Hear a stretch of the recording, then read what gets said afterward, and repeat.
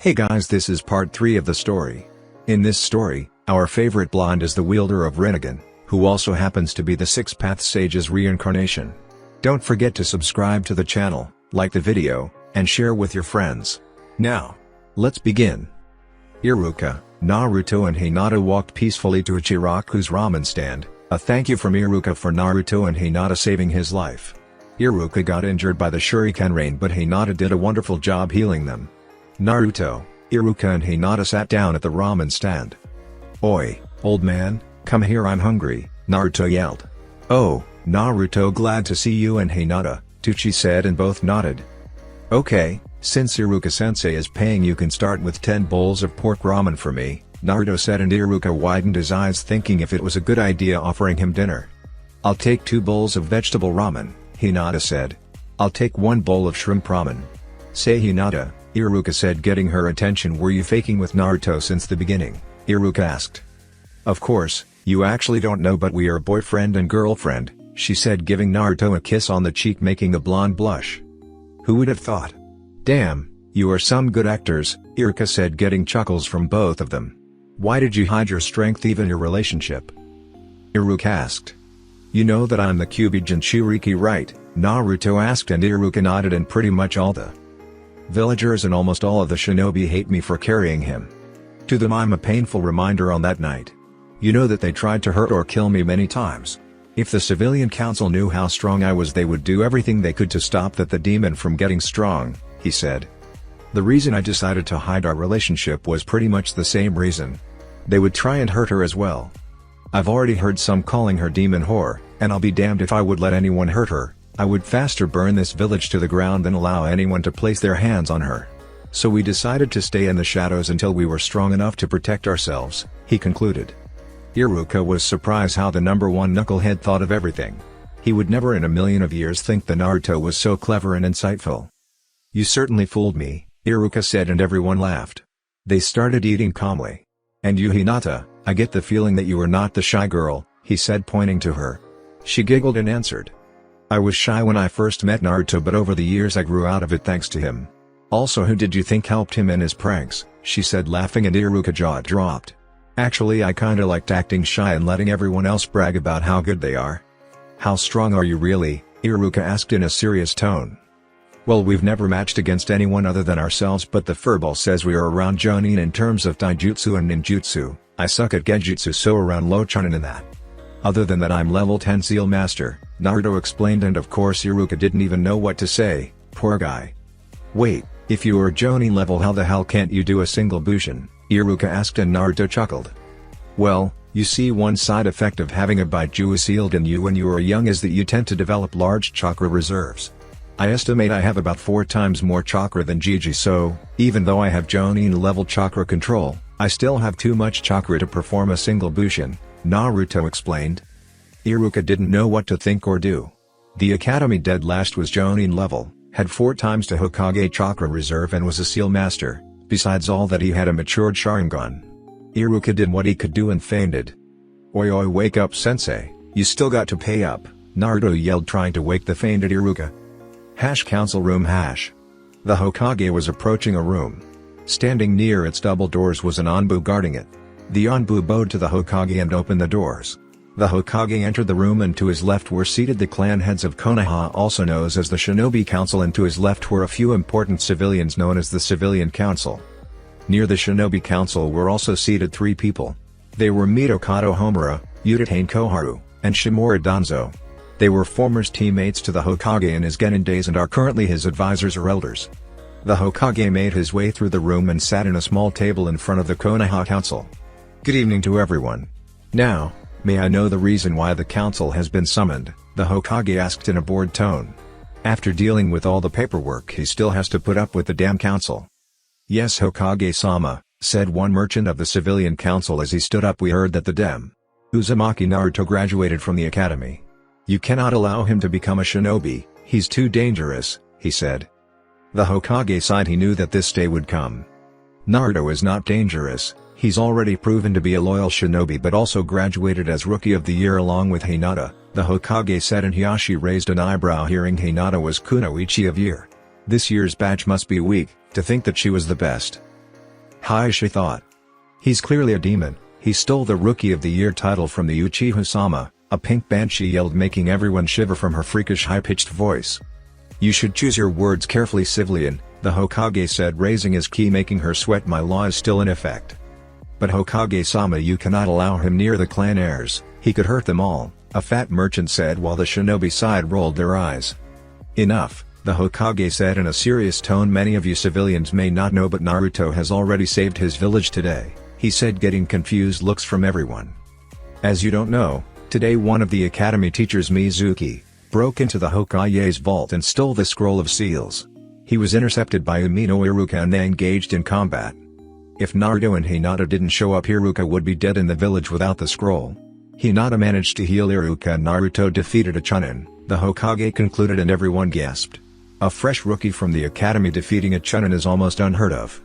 You see, Hokage-sama, he's already becoming too powerful. We must kill him now and finish what the Ondaime started, the fat merchant said, trying to reason with the Hokage and put an end to the demon. You keep forgetting that this is a shinobi village and I, the Hokage, am in command of my forces. My word is law, remember well. This meeting is adjourned, the Hokage said, rubbing his temples. I'm getting too old for this shit, he thought as he watched everyone leave the room. Later that night. Later that night, everyone in the village was sleeping peacefully, including our favorite pair, Naruto and Hinata. They were sleeping like usual, cuddled together. Naruto had his chest pressed against her back, pulling her closer to him. Two figures were seen dashing through the roofs. They wore the standard Jonin outfit for Konoha.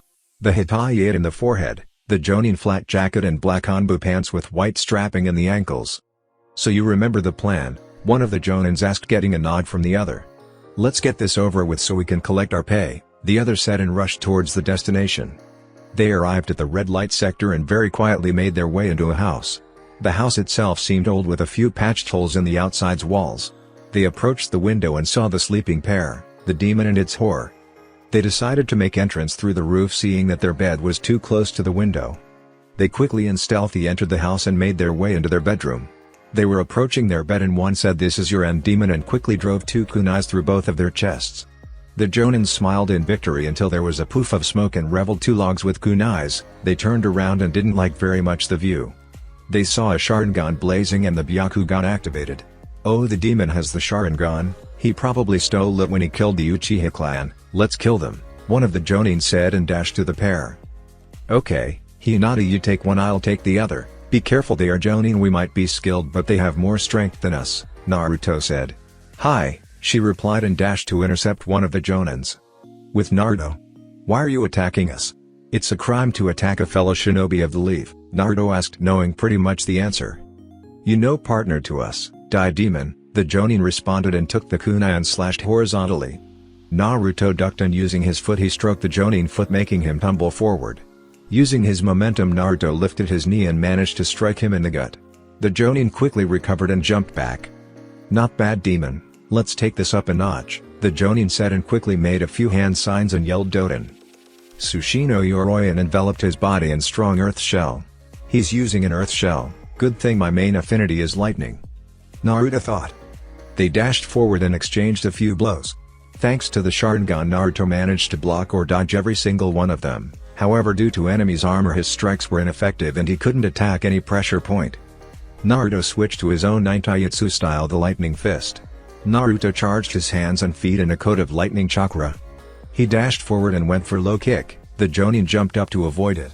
Naruto quickly recovered and sent a massive punch to Jonin chest, destroying his armor and sending him against a wall.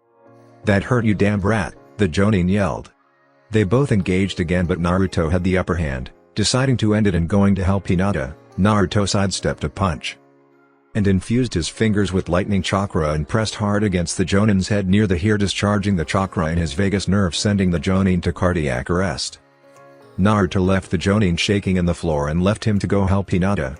He turned around to see Hinata having the upper hand until she made a mistake and the Jonin took the opportunity and went for a horizontal slash. Hinata, Naruto yelled. He deactivated his gravity seal and dashed at the top of his speed to help her. Knowing that he wouldn't reach her in time, he did the only thing he could and substituted himself with her.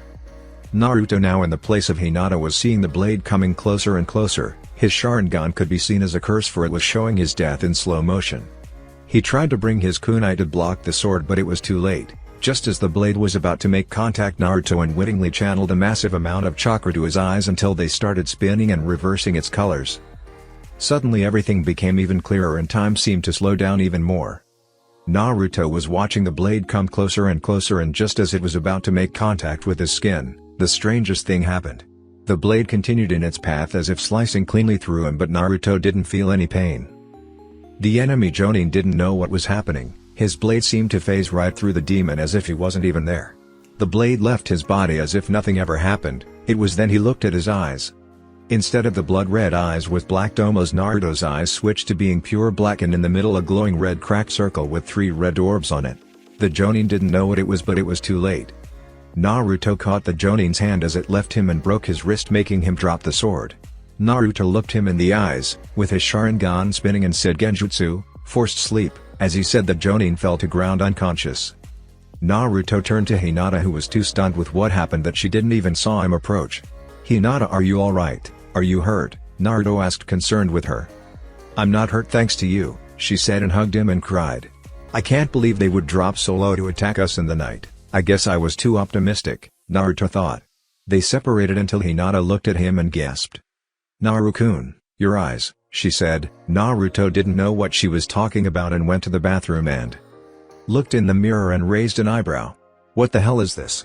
he thought. "That kid is the next form of the Sharingan, knows as the Eternal Mangekyou Sharingan. You are very lucky to have awakened it. That particular eyes only awakens in life and death situations or through intense training," the Kyuubi explained. "So that's why that blade passed right through me. It must be a power of it," he thought. "I guess, but I never seen that one in particular.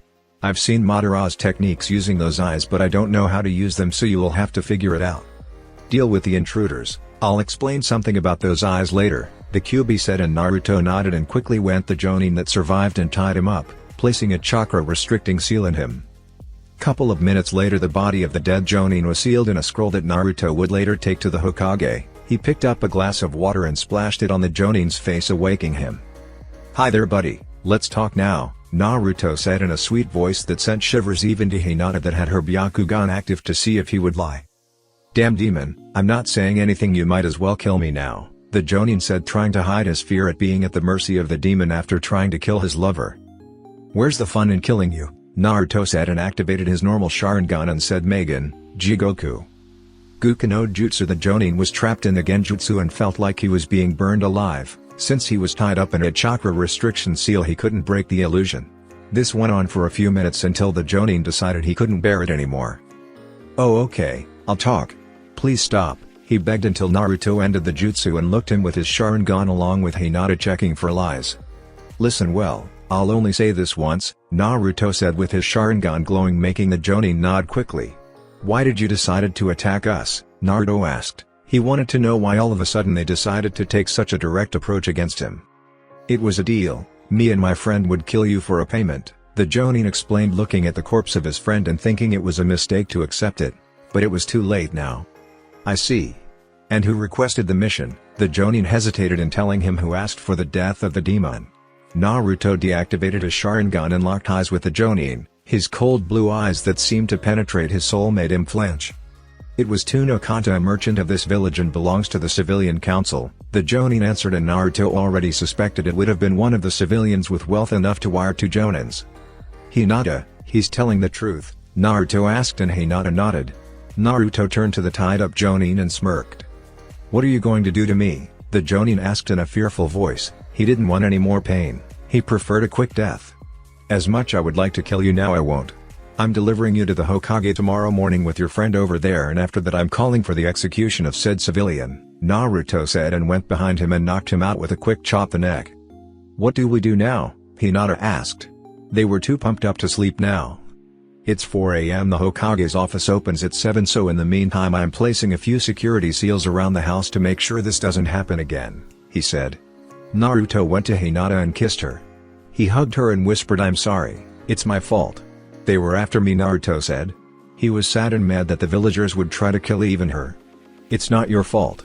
And besides, don't think this is enough to drive me away from you," she replied and gave him a passionate kiss. "Thank you," Naruto said, happy to have found the woman he would spend the rest of his life with. Naruto went to the walls and quickly placed security and privacy seals, and a chakra detector seal lock at the door. With his cage Bushin, it only took him around an hour to fully seal his apartment, making sure that whoever tried to break in would have a nasty surprise.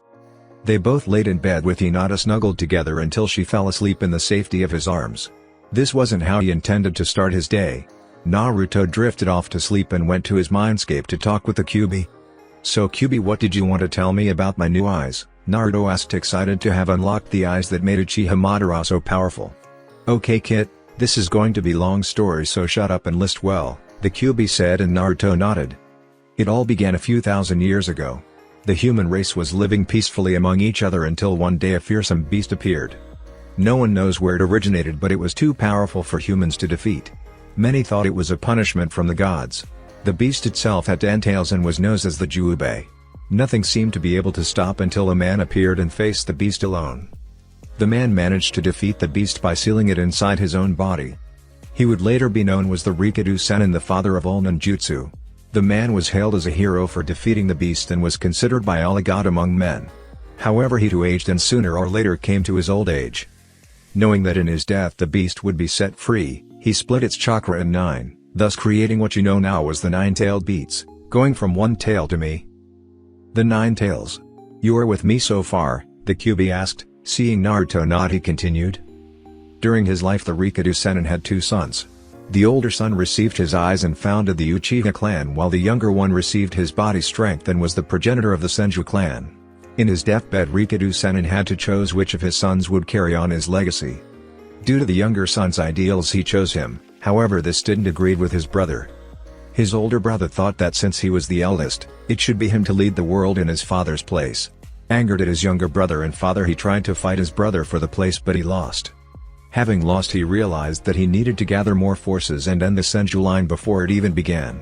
But he realized that being alone it would take too long to build a clan, so he did a blood ritual to transform, so to speak, ordinary civilians into Uchihas. "Okay, the story ends here. You understood everything?" the Kyuubi asked, and Naruto replied, "Yes, I think I got it." The Rikadu had 2 sons, and older one did blood ritual to increase his clan faster so that he could defeat the Senju brother. "That's right. Now about your eye. You see, the descendants of the older brother are pure-blooded Uchihas, while the others that were born out of the ritual were known as half-blooded Uchihas. Nowadays no one even knows the distinction anymore. The key difference between the two is the activation of the Mangekyo. If you were part of the half-blooded side, you would have to kill someone close to you and experience the emotion of that loss in order to awaken it, and, even after awakening it, as you were using your eyes, you were constantly losing sight until becoming permanently blind unless you removed your eyes and placed in its place the eyes of your brother, father, or someone directly related to you. In doing so, you would achieve the eternal Mangekyo Sharingan. However, the pure-blooded Uchihas achieved the Mangekyo differently. They activated those eyes in the heat of battle and in life and death situations, and when they achieve it, it was already in its eternal form. The line of pure-blooded Uchihas was Uchiha Madara's line. Since he only had Minato and his brother didn't have any son that we know of, currently you are the last of the pure-blooded line, the Kyuubi concluded. "Does that mean that one day my sons would be able to have the Mangekyo?" Naruto asked. "Yes, since the Sharingan gene is dominant, only one of the parents is necessary, and you being pure-blooded, your sons would awaken the Mangekyo in its final form like you," the Kyuubi answered. "It's good. I wouldn't even think about killing someone close to me for power. I have a question though. I've read that Madara stole his brother's eyes," Naruto wondered. "You can't trust everything you read. He might have stolen them, but he didn't need them," the Kyuubi replied. "Now that I think about it, that baka is constantly bragging about being an Uchiha and he isn't even pure-blooded," Naruto said, laughing. "Thanks. It's almost 7 a.m. I'll see you later," Naruto said and left the mindscape. Naruto got up and picked up the scrolls containing the 2 Jonin. He and Hinata got dressed and made their way to the Hokage Tower to start the day by giving the old man a nice early, fresh headache. Hokage Tower hash. The Hokage was currently leaning in his chair enjoying a cup of hot tea to jumpstart him and his paperwork. It truly was the nightmare of all Kages. Suddenly there was a knock on his door. "Come in," the old Hokage said. The door opened and he saw an unhappy Naruto carrying 2 scrolls with Hinata. This can't be good, he thought. "Naruto-kun, how are you doing?" he asked. "We are doing fine. Better than these two, in fact, Naruto replied and tossed the scrolls to the Hokage. Naruto, what is this? The Hokage asked. Open them and see for yourself. The Hokage opened both scrolls and saw it was a sealing scroll. He channeled chakra through both of them, and on the floor appeared a dead Jonin while the other was tied up but awake. Naruto, what's the meaning of this? The Hokage asked in a serious tone. Naruto walked to the tied-up Jonin and removed the duct tape from his mouth and asked, would you do the honors? To which the Jonin quickly replied, we were hired by Tunokana to kill the Dem. Naruto didn't allow him to finish the sentence and it sent him a cold glare with his Sharingan. The man gulped and continued, Uzumaki Naruto. Geez, what a mess. The other is dead, I suppose, the Hokage asked, and Naruto nodded. I had to end him quick, otherwise Hinata wouldn't be here, he said, and placed a hand on Hinata's shoulder, pulling her closer. I should have suspected. Yesterday a council meeting was about you and didn't end well, the Hokage said, sighing. At least neither of you got hurt. Don't worry, Naruto, the man responsible will be considered a traitor for attacking a shinobi and will be dealt with, the Hokage said, glaring at the Jonin. It was pitiful to see his shinobi fall so low that they would try and kill a fellow partner. You know, old man, I actually find it funny, he said, chuckling. Seeing the confused face of the Hokage, he continued, they tried to kill me because they were afraid I would grow up too powerful and would someday attack the village. However, they ended up giving me more power, he said, activating the Sharingan and shifting into the EMS and showing it to the Hokage. And Naruto, is that what I think it is? The Hokage said with his eyes widened. Yup, old man, I present to you my eternal Mangekyo Sharingan, he said, smirking, making his eyes spin. He started explaining everything he knew about the pure-blooded Uchihas and the activation of this eye. The Hokage had his jaw on the floor while he was processing everything he heard. He snapped out of his stupor and said, so that means that Itachi will end up blind, unless he gets the eyes of Sasuke, the Hokage said. That's right, however Sasuke must have unlocked his Mangekyo, and knowing him, if he ever finds out about it, he probably wouldn't hesitate to end the life of someone close to him, Naruto replied in a serious tone. I'll try to keep to a watch on him. Naruto, in the meantime, keep those eyes hidden, now even more. Uchiha Madara was one of the strongest shinobis to ever live because of the Sharingan. You still need to learn how to use them, so keep it quite okay, the Hokage asked, and Naruto nodded and left the room. The Hokage flared his chakra and in front of him appeared an Anbu. Take the one alive to Ibiki and Enko. Also get Tunokanta and send him to Ibiki as well, the Hokage ordered. I'm really getting too old for this shit, the Hokage thought. The remaining of the week went by without any trouble at all. However, both Naruto and Hinata were extra weary when walking outside of their house. Naruto placed a few layers of defensive seals in his house, so his house was very secure. Anyone who tried to force their way in would meet a pleasant 100.000 volts off their skulls. During the last week, Naruto and Hinata did a bit of a research about the possible Jonins that could their sensei. Also, Naruto managed to finish his Hiroshin seals. He pressed harder so he could use it to always be present should Hinata need him at any time. However, he still hasn't mastered the techniques, so it isn't battle ready. Flashback. Both of Naruto and Hinata were at home. Hinata was preparing dinner while Naruto was in the living room working on his seals. Hey Hinata-chan, come here, Naruto said, and Hinata walked out of the kitchen. Naruto thought she seemed even more beautiful with her hair strapped in a ponytail while wearing a lavender apron. Do you need anything, Naruto-kun? She asked. Naruto approached her and gave a slight kiss in the lips. I have a present for you, he said with his hands behind his back, taunting her to try and take it from his hands. Finally giving up, she pouted and Naruto smirked, giving her a wrapped gift. She unwrapped it, found a small ring and gasped. The ring was pure shining silver. It had the form of a fox. The ring started with the head of a fox and ended with its tail. It's beautiful, thank you, she said, hugging him. Glad you like it, but this ring is special. Not only says that I love you but also contains the Hiroshin Shiki formula, which means that if you are in trouble just channel some chakra into the ring and I'll be there in flash, he explained, and she gave him a passionate kiss, showing him her undying love. End flashback. Another thing that Naruto tried to work on during this week was his new Sharingan. He had to admit this new form was fucking awesome. Kyuubi also explained the powers he knew of the Mangekyo Sharingan since he saw Madara using them.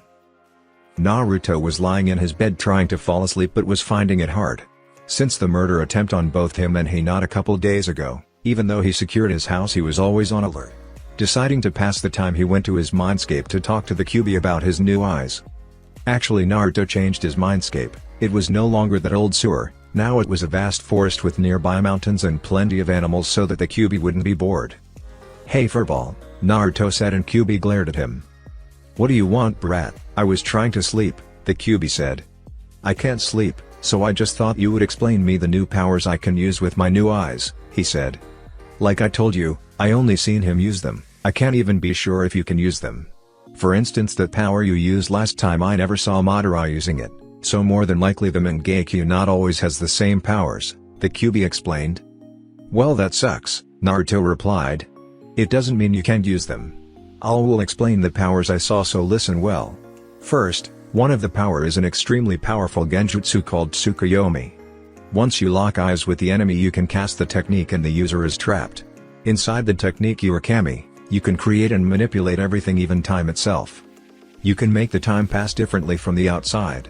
It can be 3 days in your technique, but in the real world it only has been a couple of seconds. The difference in this time varies with your skill. Also, this genjutsu is nearly unbreakable. Another power I saw is called Amaterasu. It's the highest level of kata ninjutsu known. With your eyes you can summon or put out the so-called Amaterasu flames.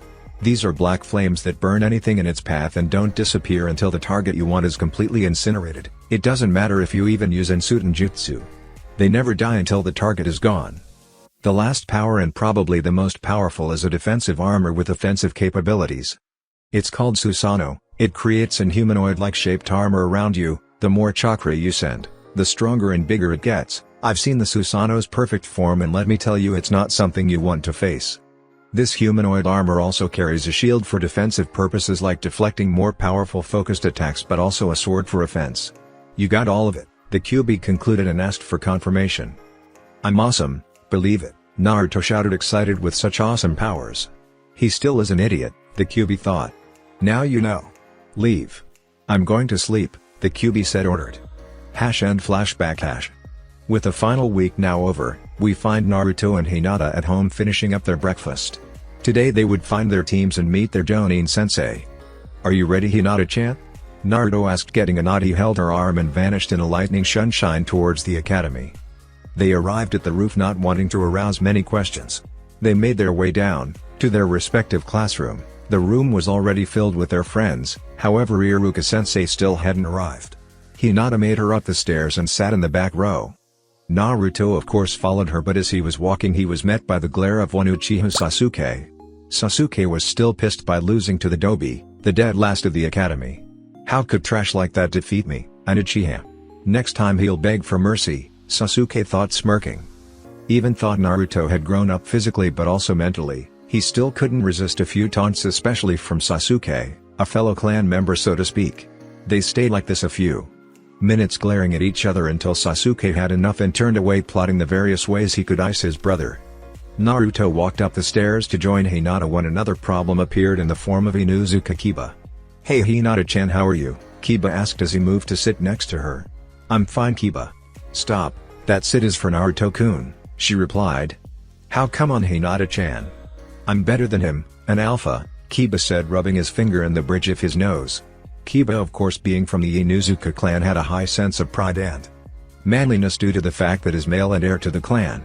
"I don't care what you are, Kiba, and I told you that I like Naruto," she said in an asserting tone. Kiba even took a step back. The shy Hinata he knew was no more. "Kiba, stop hitting on my girlfriend," Naruto said as he approached both of them. He passed Kiba, who sneered at him, and sat next to Hinata and kissed her on the cheek to further make his point on Kiba. "Stop pestering her," Kiba yelled, gathering the attention of most of the class and waking up the resident genius. "Damn it, Kiba, do you have to be so loud? Troublesome," Shikamaru said as he yawned and tried to resume his sleep. "Just forget him and go back to your cloud watching," Naruto said. "Smartass," Shikamaru replied and went back to sleep. "Kiba, Hinata is with me, so I would appreciate if you stop bothering us," Naruto said, raising his ki, making him sweat and furthering his points. On top of Kiba's head was a small white dog called Akamaru. He was Kiba's partner to their collaboration in jutsu. Akamaru just said alpha, however Kiba didn't listen and tried to punch Naruto. What no one saw coming was that Naruto didn't move an inch. It was Hinata that got up and gave Kiba a juken strike to the chest, leaving him on the ground clutching in pain. "Don't you think it was too much, Hina-chan?" Naruto whispered to her. "I'm tired of him always trying to get me to go out with him," Hinata replied, getting a nod from Naruto. Kiba slowly got up and went to a different seat while glaring daggers at Naruto. A few minutes passed and running was heard in the classroom. Suddenly the door opened and in came running Sakura and Ino. "First place," Sakura yelled and trying her best to regain her breath. "What are you talking about? My foot was clearly ahead of you," Ino replied. Sakura took her opportunity to run to the seat near Sasuke, however it was occupied by Kiba. "Kiba, get out so I can sit with Sasuke-kun," the pink banshee said. Kiba simply scowled, wondering what Sasuke had that he didn't. Deciding to prove he was alpha male in the class, he jumped into the table and started glaring at Sasuke. Their eyes a few inches apart. Suddenly one of the students in the row below got up and pushed Kiba forward towards Sasuke. To Kiba everything went in slow motion, he was getting closer to Sasuke, too close. Thump thump. His face connected with Sasuke, however this connection was rather unfortunate as they connect with their lips. The entire class froze seeing the most desired male, which was Sasuke kissing the alpha male. Shikamaru woke up and stared in the event. Choji stopped eating, even Shino slightly dropped his glasses. "Looks like Kiba finally found his girl," Naruto said loud enough for everyone to hear. The whole male class laughed at the event except the fangirls who were plotting Kiba's murder. Kiba and Sasuke immediately separated and quickly enough Kiba received his fate at the ends of the fangirls, leaving him in the ground in a bloody mess. Everyone quieted down after the event and suddenly the front door of the classroom opened and Iruka entered with a stack of papers beneath his arms. "Morning class," Iruka said, and was surprised he didn't need his patented big head jutsu to silence his class. "After today every one of you are now ninja of the leaf but you mere genin." Iruka started the difficult part as only beginning. "You will now be divided in teams of 3 members and will be taught by a Jonin sensei. We tried to balance the teams. So here they are. Team 1. Naruto at this time dozed off. Team 7. Haruno Sakura, Uchiha Sasuke, Inuzuka Kiba. Your sensei will be Hatake Kakashi," Iruka said. Naruto was happy that the Sandaime took his suggestion and didn't put him with the Uchiha. Kiba of course wasn't happy he was with the Uchiha, he would need to show him who the alpha was. Team 8, Uzumaki Naruto, Hyuga Hinata, Aburame Shino. Your sensei will be Yuhi Kurenai, Iruka said, and of course Naruto and Hinata were extremely happy they would be together in their team. Shino was a quiet person, he always kept to himself. He was logical, a good strategist and long-range fighter, so it was a well-rounded up team. Hinata was more skilled in taijutsu, Naruto was ninjutsu, and they had Shino long-range support. Team 9 is still in circulation. Team 10, Yamanaka Ino, Nara Shikamaru, Akimichi Kuji. Your sensei will Sarutobi Asuma. I will be leaving now, your senseis will be here in a moment, Iruka concluded. Hinata-chan, can I trust Kurenai sensei? You know her, right? Naruto asked. You can, she's a good and kind person but also a strong Jonin. She's like a big sister to me. Are you going to tell her about the Sharingan? Hinata replied and asked. I think I should, I mean we are going to a team, right? He asked and Hinata nodded. The classroom door opened and 2 Jonin entered. The first one had the traditional Jonin clothes. He wore black onbu pants and the Jonin flat jacket. He was a tall man with black spiky hair, brown eyes and beard. He also had the 12 Guardian Ninja sash with the kanji for fire. This person was Sarutobi Asuma and was the son of the Sandaime Hokage, Sarutobi Hiruzen. The other Jonin was a very beautiful woman. She had shoulder-length black hair, red eyes. Her regular outfit consists of a red mesh armor blouse with only the right sleeve visible. Over this is very broad material which resembles bandages with a pattern on it similar to those of rose thorns.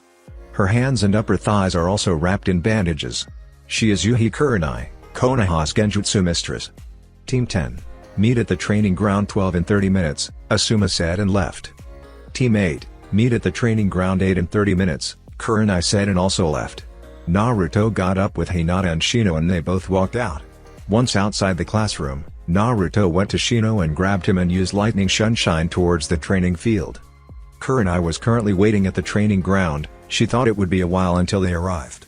She sensed chakra around her. She got up and saw their team arriving with the sunshine. She saw it was Naruto that used it. Naruto, you can use the sunshine, she asked. One normally doesn't see again in using the sunshine. Even though it is a D-rank technique, it uses quite a bit of chakra. Yes, I can, Kurenai sensei. Hinata-chan can use it also, he replied. What do we do now, sensei? Hinata asked. We introduce ourselves. Names, likes, dislikes, dreams for the future, stuff like that. I will go first. My name is Yuhi Kurenai. I like learning new genjutsus and working in my garden. I dislike perverts and traitors. My dream is to the best genjutsu user and a strong kunoichi. You're next, Naruto, she said. My name is Uzumaki Naruto. I like Hinata-chan, training in ramen. I dislike traitors and ignorant people. My dream is to be the best Hokage Konoha has ever seen, he said, looking at the Hokage mountain, more specifically at his father's head. He turned around to Hinata. My name is Hyuga Hinata. I like Naruto-kun, cinnamon rolls, training and flower pressing. I dislike people that hurt Naruto and traitors. My dream is to become a strong and brave kunoichi and get rid of the Hyuga's pride. She said, spitting the name Hyuga. Even though she hated her father, she would do her best to help her former clan. My name is Aburame Shino. I like bugs. I dislike people who mistreat and don't understand bugs. My dream is to become a good clan head, Shino said.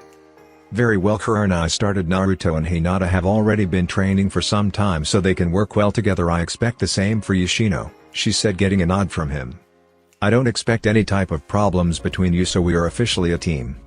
Now I'm going to test you to see your abilities. It's now 9 o'clock, your objective is to capture me until noon. Got it? Sheasked. Seeing all of them nod, she disappeared into the forest. The group came closer and started discussing their plan.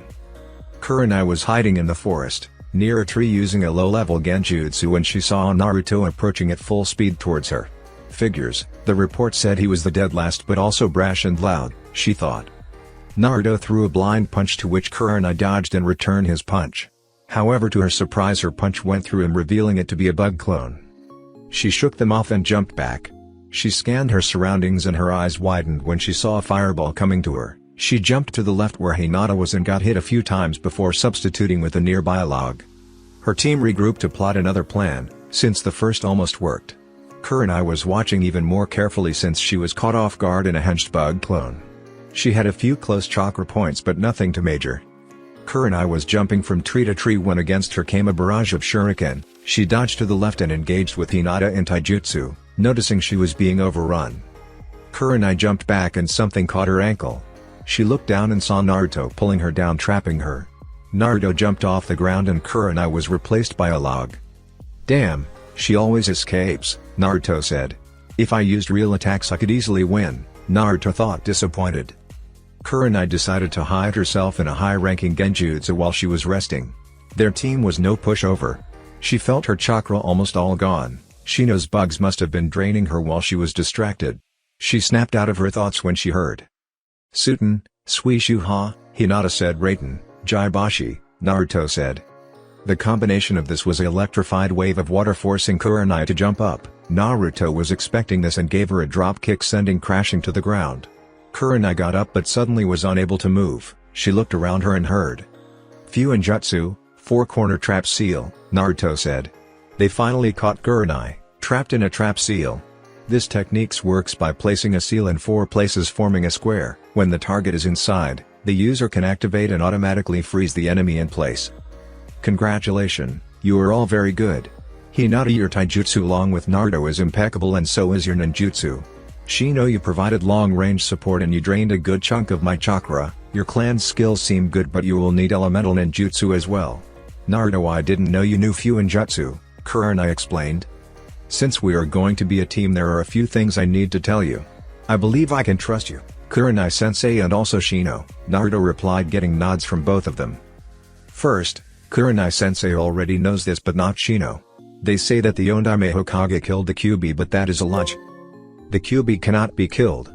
It's true that his physical body can be destroyed, but he would reform later on. Since he couldn't be killed, the Yondaime only choice was to seal him inside a newborn baby. Me. The Kyuubi is trapped here in my gut, Naruto said, a bit hesitant about his reaction.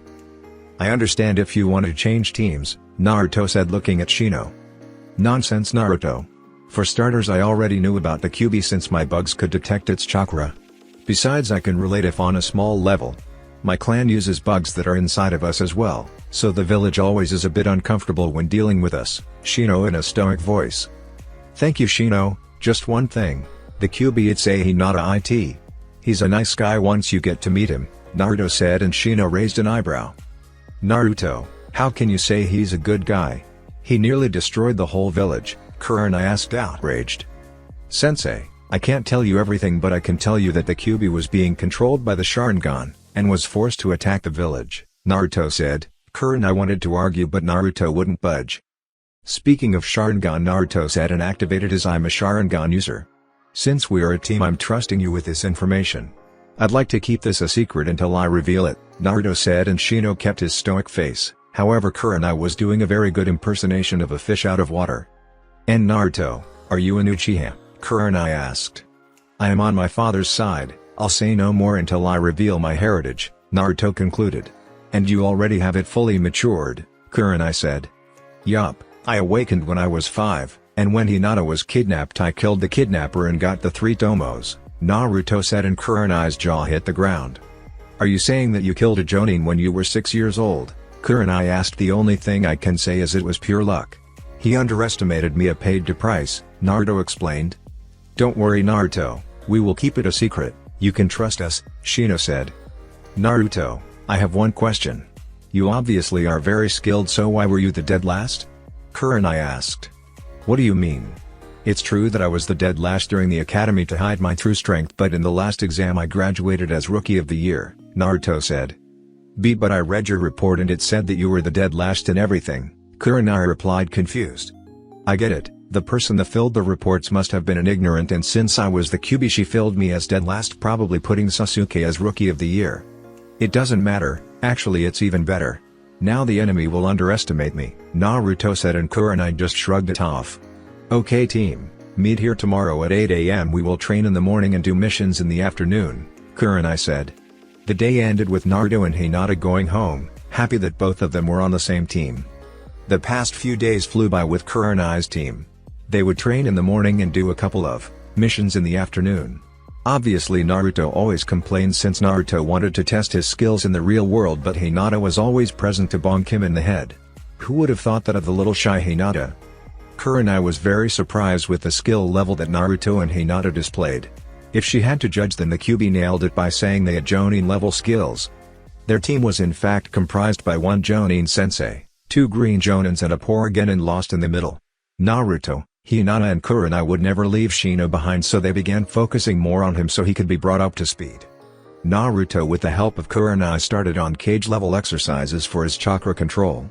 He had 2 exercises that he needed to do to bring his control to the highest level possible. The first was waterfall climbing. This exercise allowed, when mastered, the user to control vast amounts of chakra with great precision, since climbing a waterfall is extremely hard. The last exercise allowed one to have perfect chakra control, almost rivaling Tsunade the Slug Sannin. This particular exercise was rather practical to perform. The user deposited a chunk of sand with multiple colors in his hand. The point of the exercise was to separate and align the sand by color using only chakra. It was considered mastered when the user managed this in less than 10 seconds. Hinata didn't have any weakness per se, she had overall good skills, whether it be in taijutsu, ninjutsu, genjutsu or even kenjutsu. Her chakra control was flawless since it was a basic requirement for her Juoken or her own version, the Flowing Fist. Shino, however, was another different level. His taijutsu was low genin level since he was a long-range fighter, their typical weakness. His ninjutsu was the 3 basic academy jutsus coupled with his clans. His genjutsu was non-existent. Overall he was about mid-genin in skill. However, they would change that. Naruto placed a few restriction seals on him since it was too abrupt if he started using gravity seals. They decided to start his elemental training since everyone on his team already had theirs mastered. Surprisingly, he had earth and water, both defensive elements. His team was the perfect storm of offense and defense. In fact, his nature served him well above anyone else.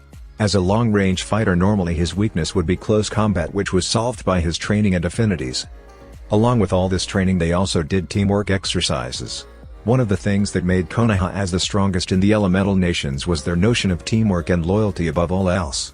Their teamwork was excellent, neither of them had any problems with each other. Currently we find Team 8 or Team Kurenai heading towards the Hokage's office after a morning of training. I should clarify the last statement, it was training for Naruto, Hinata and Kurenai, but for Shino one would call it torture. The poor Genin was driven to the ground in order to gain the physical attributes he needed. Hokage's mission assignment room. The old Hokage was sitting in the middle of the table smoking on his pipe while handing missions to the shinobi. To his left side was Iruka, the school teacher of the students of Team 8. The Hokage was deep in thought, remembering his prime, the thrill of the fights and the adrenaline pumping through his system. Not many shinobi have the privilege of growing old. The shinobi's life expectancy was actually around 30 years, and reaching old age was very rare.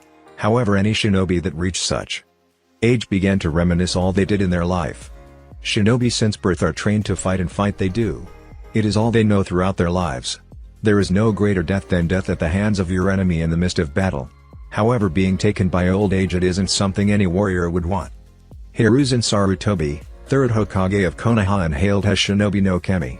The man that had seen 2 great ninja wars and lived has been reduced to nothing but a paper pusher. Don't get me wrong, he loved his village and his place as Hokage, but his time was nearing its end. It was time to pass his hat and have the younger generation assume his place. He was snapped out of his thoughts when he saw teammate walking through the door. It always brought a smile to his face seeing Naruto and even Hinata. He was like a grandfather to both of them since Hinata was expelled by her father. He didn't know why, but Naruto's smile always managed to cheer him up no matter how depressed the man was. Naruto was, for lack of a better word, a bundle of happiness. It surprised him how, despite the glares and hatred he received, Naruto managed to keep a cheerful and loving personality. Teammate reporting for mission, Hokage-sama, Kurenai said, bowing to the Hokage.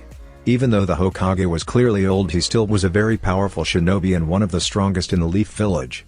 Teammate, welcome. Let's see what we got here, the Hokage said, receiving the D-rank mission scrolls from Iruka. We have cleaning Inuzuka's colonel, capturing Tora, helping an old lady move to a new house. The Hokage never managed to finish. Old man will take catching Tora, Naruto said, smirking. The Hokage raised an eyebrow. No one liked chasing that damned cat, and Naruto already done it in the past.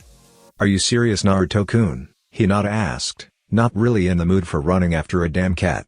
What people don't know is that Tora is actually an Anenko trained specifically for helping Genin teams with their teamwork.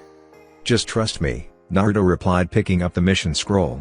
Hey old man, what is the record for catching Tora? Naruto asked with a knowing grin. I think it's around 3 hours, but why do you ask? Do you intend to break it? The Hokage asked. Something like that, Naruto replied. He went back to middle of the room and took a small scroll from his pocket. He unrolled the scroll to show a small intricate seal in it. He placed it on the ground. Naruto bit his thumb, drawing blood, and slammed it in the seal, saying Kushios no Jutsu. There was a poof of smoke. When the smoke cleared, in the middle of the scroll was Tora. The Hokage's eyes almost popped out of his sockets, and Naruto just laughed at everyone's expression. Mission accomplished, Hokage-sama, and I believe it's a new record, Naruto said, laughing his ass off and delivering the cat to the Hokage. How did you do that, Naruto? Kurenai asked. Even she had to chase that damn cat in her Genin days. I already had to chase her a few times in the past, and somewhere along the way I got tired and placed a summoning seal in the cat. So I just offer a bit of blood and chakra and I can summon Tora through the seal on this scroll, Naruto explained, and the Hokage and Kurenai just nodded dumbly. Kurenai-sensei, since I already got Tora and set the record for about 15 seconds, do you want another mission? Naruto asked. Kurenai didn't have time to answer as suddenly there was a puff of smoke in the Hokage's desk, revealing a small dog. He had brown fur and wore a Konoha hatayate around his head. A dog? Naruto asked, wondering who it was from. This is Pakun, a messenger and tracking dog from Kakashi, the Hokage explained. Hokage-sama, I have a message from Kakashi, Pakun said, handing the Hokage the scroll. The Hokage opened and it said, Hokage-sama. Our client, Tazuna, lied about the mission parameters. It appears that the wave is under Gato's control and he wants Tazuna dead. We were attacked by the demon brothers Gozu and Maizu of Karagakure and we defeated them. We decided to continue, however I request backup since most likely we will be attacked again, this time probably by Jonin level Nukenin. Hatake Kakashi, Jonin sensei of Team 7. Team 8. The Hokage started getting their attention. It appears that the C-rank mission I sent Team 7 to was bumped into a low A rank. Kakashi requested backup, so I'm sending you. He will explain everything when you meet with him. Dismissed. Hi, teammate said. Okay team, go home and get your supplies, meet me at North Gate in 1 hour, Kurenai said. They all left the room and went to prepare for their first A rank. North Gate 1 hour later. 1 hour later, team 8 gathered in the North Gate getting ready for departure. Kurenai inspected everyone's supplies as it was the duty for a Jonin sensei. Okay, team, before we depart, everyone has their supplies? Kunai, shuriken, food, first aid kit, soldier pills, Kurenai asked and got nod from everyone. Since we will be traveling at high speeds, we'll reach Team 7 in a couple of hours. However, we don't know which route Kakashi took, so we will be taking the main one, Kurenai said. No need, sensei. Do you still have the message Kakashi sent? Naruto asked. Yes, I do. Why? Kurenai asked, wondering what good it would do. Naruto bit his left thumb, drawing blood and spreading across his right hand palm. He went through a few hand seals, boar, dog, bird, monkey, ram, and slammed his hand on the ground and said Kushios no Jutsu. There was a poof of smoke, and when it cleared, in front of him stood a medium-sized brown fox with 5 tails. Flashback. Hey kid, come into the seal, I want to talk to you, the Kyuubi said. Naruto was currently 10 years old. He sat on the ground in the lotus position and started meditating. After a few seconds, Naruto stood in front of the Kyuubi and was currently laying on the ground beneath a large tree. You need something, Kurama? Naruto asked. Actually, Kurama was the Kyuubi real name. It appears that young Naruto grew on the Kyuubi and he trusted him with his name. I'm giving you your birthday present, Kurama said, smirking. Is it a big flashy jutsu? Naruto asked, excited. During Naruto's birthday, October 10th, Konoha always celebrated the Kyuubi defeat by the Yondaime. Some of the villagers would gather up and try to harm Naruto, so his birthdays were always a dark day for Naruto. But the Kyuubi, Hinata and the Hokage always managed to cheer him up. It's a great technique and you will be the first to use it. I trust you will use it wisely, Kurama said, and in front of him materialized a rather big scroll. This is the summoning contract for the Fox clan. Open it and write your name in blood in the first slot, Kurama explained. Naruto did as he was told. He opened the scroll and bit his thumb. He wrote his name in the first slot and pressed all 5 fingers down, making a handprint. Now, to summon a fox to help you bit your thumb and go through these hand seals, boar, dog, bird, monkey, ram, and pour chakra into the technique. Give it a try, Kurama explained. Naruto did the technique, and when it was over, in front of him stood a small fox. Thanks, Kurama, you're the best, Naruto said. Of course I am, I'm the 9-tailed fox, king of the Baiju's strongest being in the world, Kurama boasted about himself. You still have that stick up your ass, Naruto said, laughing while dodging the Kyuubi tails that were trying to smash him. End flashback. Naruto, you need help? The fox asked. Yes, Kinto, we need to track Kakashi-sensei to provide backup. This paper has his scent, Naruto said, and gave the paper to Kinto so he could track him. I have him, when you are ready, Kinto said, and Team 8 dashed out of Konoha heading towards Team 7. I didn't know you could summon Naruto, Kurenai said. I have the fox summoning contract. It was a gift from the Kyuubi, Naruto explained, getting a nod from Kurenai. She didn't want to pry too much. Few hours later with Team 7. Team 7 had just left the boat that they used to cross into the wave. Everyone was walking at civilian pace since they had Tazuna with them. Tazuna was, as he put, a super amazing bridge builder. They were traveling in diamond formation, Sasuke in front, Sakura and Kiba to the sides, and Kakashi in the back with Tazuna in the middle of them. They were walking calmly, but they had their guard up since Kakashi warned them about a possible Jonin encounter. Suddenly Kiba sensed someone in the bush and quickly picked and threw a kunai into it. Baka, stop applying with kunai, Sakura yelled. I'm not playing, I thought someone was there, Kiba replied, and went to check the bush only to find a small white rabbit. Kiba, you idiot, you almost killed this poor rabbit, Sakura said, and that sent Kakashi thinking. White fur on spring, that's strange, unless it was used as a kawarimi. Get down, Kakashi yelled, and everybody hit the deck with Kakashi dragging Tazuna. Just as he yelled, above them a huge broad metal sword flew by their heads and got stuck in a tree. Moments later, on top of the sword appeared a person. He was a tall and noticeably muscular man with pale skin, short spiky black hair, brown eyes, and small eyebrows. He was wearing bandages like a mask over the bottom half of his face. Under his mask, he had a relatively narrow jawline and jagged teeth. He wore his forehead protector sideways on his head. What's this? A bunch of kids playing ninja, the shinobi said. Momochi Zabuza, a rank nukenin from Kirigakure known as Demon of Kirigakure, Kakashi said, preparing to face him in battle. Oh, look, if it isn't Sharingan no Kakashi, the shinobi now identified as Zabuza said. Just hand me the old man and you can go. You know I can't do that, Zabuza, Kakashi said, and lifted his Hitayate, revealing a fully matured Sharingan in his left eye. I get the Sharingan right in the beginning, I'm honored, Zabuza said, removing his sword and making a few hand seals. He said Karagakure no Jutsu. The air started becoming thicker and after a few seconds the whole area was covered in a thick mist. Kakashi barely managed to see his own hands right in front of him. Team, keep your senses sharp. Zabuza is a master of the silent killing technique, Kakashi said and his entire team shivered. I demand you show your face Zabuza and face me, Sasuke yelled. A Jonin was someone he could try his power on and once he defeated him, he would be closer to killing his brother. Are you serious? Zabuza asked rhetorically, projecting his voice around the area not to reveal his position. Zabuza started unleashing ki and Sasuke started shivering. Sasuke couldn't take it anymore and brought his kunai to his neck preparing to kill himself. Relax Sasuke, I won't let my teammates die, Kakashi said reassuring his team. Suddenly Zabuza appeared in the middle of Sasuke, Kiba and Sakura that were guarding Tazuna. He brought his sword and started a horizontal slash ready to kill them all. However Kakashi was faster and impaled Zabuza revealing him to be a Mizubushin. Another Zabuza appeared behind Kakashi and cleaved him in half only to Kakashi burst into water. Zabuza seeing this suddenly felt sharp metal to his throat, he slowly turned and saw Kakashi with a kunai ready to kill him. However Kakashi wasn't expecting this Zabuza to be a clone. Seeing the Zabuza in front of him burst into water he looked around only to be met with a fierce kick to his stomach sending him crashing into a nearby lake.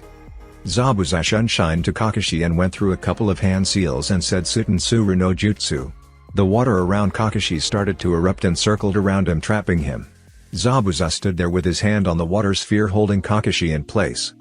Shit, I got caught, Kakashi thought. Everyone, take Tazuna and run. His Mizubushins can't go too far from the original, Kakashi said. His team was in a bad place, he could only hope his backup arrived in time. Zabuza can't stand up to me, I'm an elite, Sasuke said and dashed forward heading to the enemy. Zabuza created a few Mizubushins. Sasuke engaged in a taijutsu fight with him but quickly realized it was a bad idea. Sasuke couldn't keep up with Zabuza's speed and strength. The battle was over quickly when Zabuza gave a strong kick to Sasuke that sent him crashing to the tree's heart. Sasuke couldn't even get up and could barely breathe. You should have run when you had the change. You can't even scratch me, Zabuza said. The arrogance of that boy got him killed. Zabuza clone picked his sword and went to finish the job. Sakura was shaking, she barely managed to stand up and Tazuna was already on the floor, his legs gave out. Kiba seeing Sasuke in danger ran towards Zabuza. Sasuke may be an idiot and an arrogant bastard but he couldn't let him be killed. Kiba arriving near Zabuza went for punch but Zabuza simply caught his wrist and with the other hand lifted Kiba by the neck and started punching him relentlessly. After a few punches he simply threw him to the ground. Zabuza was making his way to Sakura who was still frozen in place. Sakura knew she couldn't match Zabuza. She only graduated because of her good chakra control and book smarts. All hope seemed lost until Zabuza heard Katen, Ryuken no Jutsu. Zabuza didn't have time to dodge as a stream of hot fire came from the woods completely obliterating the clone. In front of Tazuna and Sakura arrived Naruto, Hinata, Shino, and Kurenai. Naruto looked around and it didn't look good. Kakashi was trapped inside water prison and Sasuke and Kiba were on the ground injured. Quick gather Sasuke and Kiba around Tazuna and Sakura, Naruto said and Kurenai and Hinata quickly picked up both Sasuke and Kiba and regrouped and Tazuna. Kushios no Jutsu, Naruto said slamming his hand on the ground and in a poof of smoke appeared a small fox with light red fur with 4 tails. You must be our summoner Naruto-sama, my name is Kagura, a medic fox, the fox said. Nice to meet you, I need your help. Sasuke and Kiba seem injured, I need you to help them as you can. I'll cover you, Naruto said. Fox summons, where did he get the contract? I need to talk to him if we get out of this, Kakashi thought. Kakashi actually already knew Naruto since he sometimes watched Naruto from afar trying to make sure he was safe. After all Kakashi was one of the prized students of Yondaime Hokage. Kage Bushin no Jutsu, Naruto said and 4 clones appeared. They went their separate ways making a square around Tazuna, Sakura, Sasuke, Kiba, and Kagura. Ninpa, Shishinjin, the clones said at the same time. Suddenly a purple barrier erupted around them making sure that Zabuza couldn't get inside. Don't touch the walls otherwise you'll get burned. The barrier will stay up for your protection. Naruto explained. Oh, again and who knows Fuuin Jutsu. Maybe you are better than the rest, Zabuza said, creating couple more Mizubushians. Inside the barrier, both Sakura and Tazuna sighed, happy that backup had arrived. Kagura was currently healing them. Sasuke had cracked ribs and ruptured lung, while Kiba had a few bruises and dislocated shoulder. Outside the barrier. First we need to release Kakashi from the prison, Kurenai said, and her team nodded. The Mizubushians made their way towards Kurenai's team, and one of them said Karigakure no Jutsu. A thick mist appeared, blocking the view of everyone. Hinata activated her Byakugan but couldn't see much, as the mist was laced with chakra. Naruto activated his Sharingan and extended his senses, trying to find Zabuza. However, he felt the presence of someone watching the fight. That person was around Chunin's skill based on chakra levels. Someone is watching. Since he didn't help Tazuna, I can only assume he's with Zabuza. Naruto thought, and discreetly using hand signs warned his team about another shinobi watching. Fuuten, Date Appa, Naruto and Hinata said at the same time. They breathed in air and sent a strong gust of wind that pushed the mist away completely, making Zabuza frown. Each member of Team 8 separated and engaged in the clones. Naruto quickly destroyed Zabuza's clone with a fireball, and taking this opportunity he took a kunai, charging it with rate and chakra. He threw it at the woods with extreme speed. The shinobi who was watching didn't expect that and didn't have time to react, and the kunai embedded deeply in his shoulder. The shinobi, seeing he was caught, jumped into the fight and took his side by Zabuza. How did you know about Haku? Zabuza asked, surprised that they found Haku. She was rather skilled in stealth. We are a team of trackers. I'm a sensor, so when you used your Kirigakure no Jutsu I extended my senses and found him, Naruto explained. It doesn't matter, let's send it now, Zabuza said, and Haku went through a few hand signs. Slamming her feet into the lake, she said Senshatsu Suishu and sent 1,000 water needles towards Team 8. Hinata, Naruto said just above a whisper. Hi, she replied and jumped in front of her team and started spinning. She started releasing chakra from all of her chakra points. Hakazu Kaiden, she said, and a blue dome of chakra appeared around her, deflecting all the needles. Looks like I'll have to start training my team seriously, thought Kakashi. He was infusing his lungs with chakra, trying to gain as much time as he could. Team 8 quickly dispatched of the Mizubushians. Naruto and Hinata went through a few hand signs and they said. Katen, Ryuka no Jutsu, Naruto said. Fuuten, Date Appa, Hinata said.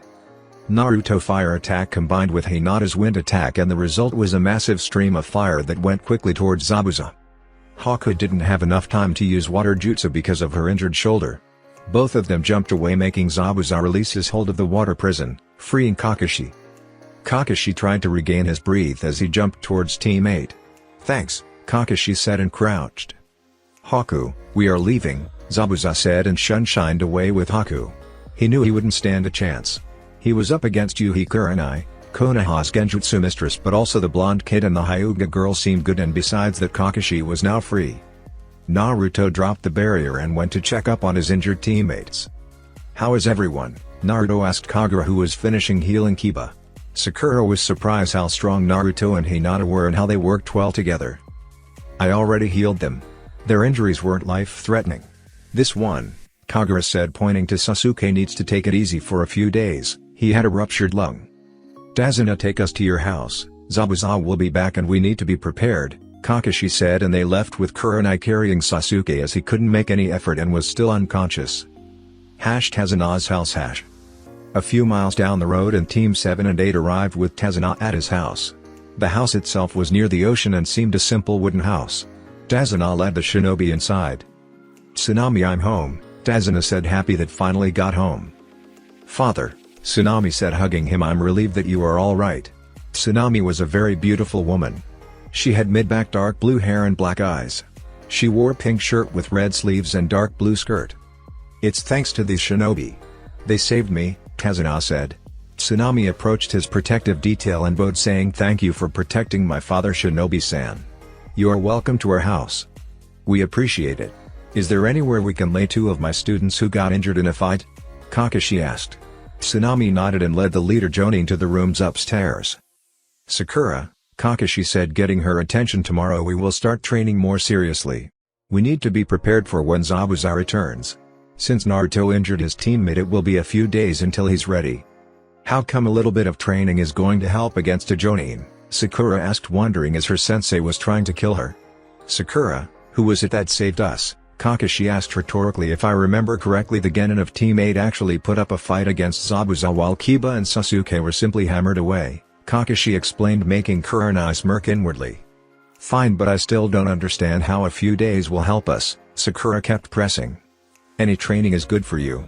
If you have to face Zabuza, at least let's raise the odds even if slightly, Kakashi said, to which Sakura finally nodded. Kakashi got up and approached Naruto, who was chatting with his team. Naruto, Kakashi said, getting Naruto's attention. How do you know my name? Naruto asked. You may not know, but I actually watched over you sometimes when you were around 4 years old, Kakashi said. Ainu? Naruto asked, remembering an Anbu with a dog mask sometimes helping him with the mob's problems before he met his father and the whole training began. That I am, he replied, giving his traditional eye smile. Come, Kakashi said, placing his hand on his shoulder. We need to talk privately. Naruto nodded and they both shunshined to outside of the house into a nearby woods. Naruto and Kakashi in the woods. Kakashi and Naruto arrived in the woods via the traditional leaf shunshine that Kakashi used. That shunshine, it's really starting to get old. Why don't you use an elemental shunshine? Naruto asked.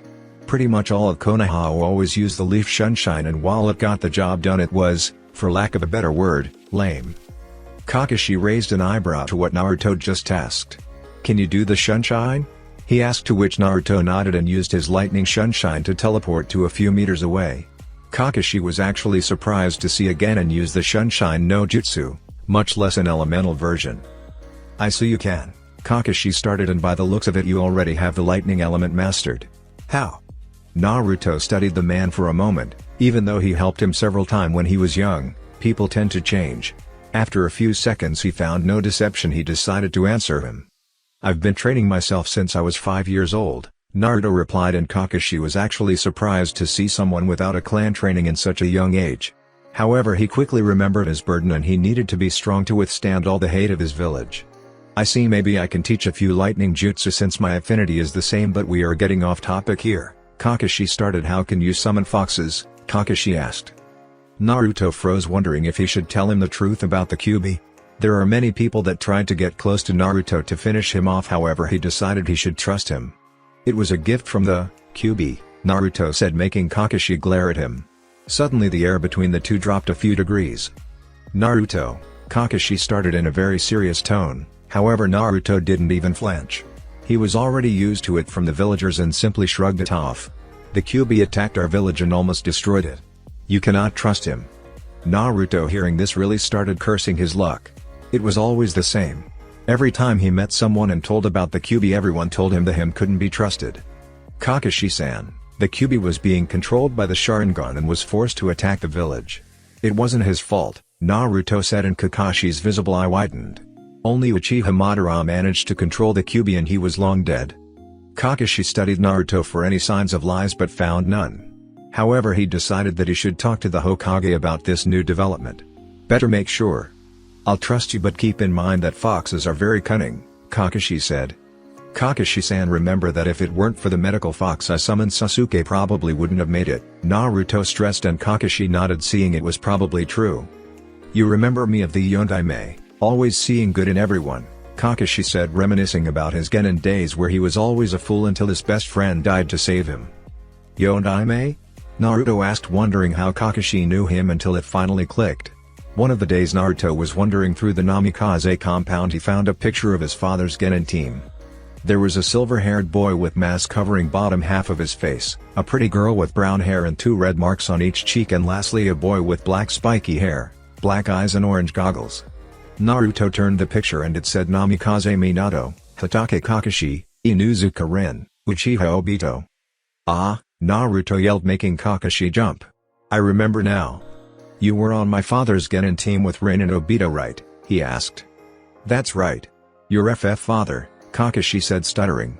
Naruto was the son of the Yondaime Hokage. How could he be so blind? For the love of God, he's pretty much a carbon copy of him. How the hell's Konoha been so blind? He should have been there for his sensei's son. He should have done more. Oh shit, Naruto said, knowing that he let that part slip up. Naruto started panicking on the inside. It wasn't supposed to reveal it yet. Kakashi-san, you can't tell anyone until I reveal it, Naruto said. Don't worry, I know very well why you can't say it right now, Kakashi said, easing the boy's worries. And, I'm sorry. I should have been there for you. If I had known I would have taken you in, Kakashi said with his head down. Don't worry about it. I wasn't so bad. If you had taken me in I wouldn't have met Hinata-chan, Naruto said. Kakashi perked up and asked, Hinata-chan? Hinata's father disavowed her from the Hyuga clan when she was 8 years old because she was weak, and since then she has been living with me. Besides, she's my girlfriend, Naruto explained, and Kakashi actually broke out in a fit of giggles. If you are thinking what I think you are, I'm going to hurt you, Naruto said, breaking Kakashi of his perverted thoughts. Okay. But she will be stunning girl in a couple of years. You did well snatching her while young, Kakashi said, and Naruto growled, to which the Jonin simply ruffled his hair. Actually, I was wondering if you could tell me about my parents, Naruto asked shyly. I asked Hokage Gigi, but he never had really prolonged contact with them. Of course. I knew them very well. For starters, I can tell you that you adopted your mother's obsession for ramen, Kakashi said, laughing and getting a smile from Naruto. And so they talked for a few hours. Kakashi told everything he knew about them, which was most about his father since he knew him better than his mother. They talked and the hours were passing by without either of them realizing it until the sky was already dark. Well, Naruto, I think it's time we get back. It's already getting dark, Kakashi said. Thank you for telling me about them, Nissan, Naruto said, feeling like he bonded with Kakashi. After all, since Kakashi's father's death he grew close to his sensei. The Ondaime was the closest thing he had for a father. Nissan, you say? Okay, let's go, Atoto, Kakashi said, ruffling his hair and leaving the forest with him. Next day. The next day after the teams arrived, we find everyone quietly enjoying breakfast prepared by Tsunami. They were eating until Kakashi decided to break the ice and explain a few things. Everyone, Kakashi said, getting everyone's attention. After this we are going to train as I explained to Sakura yesterday. Zabuza will be back and probably bring some help, so we need to be ready. We will alternate between protecting Tezuna at the bridge, protecting his family, and training, Kakashi explained, and everybody nodded. They continued eating for a few minutes until everyone was finished. Sasuke was already getting better from his injuries and could walk, however he still couldn't anything too physically stressful to the body. Sakura, Sasuke, Kiba, Naruto and Hinata will come with me to train, while Kurenai and Shino stay and protect Tsunami and Inari.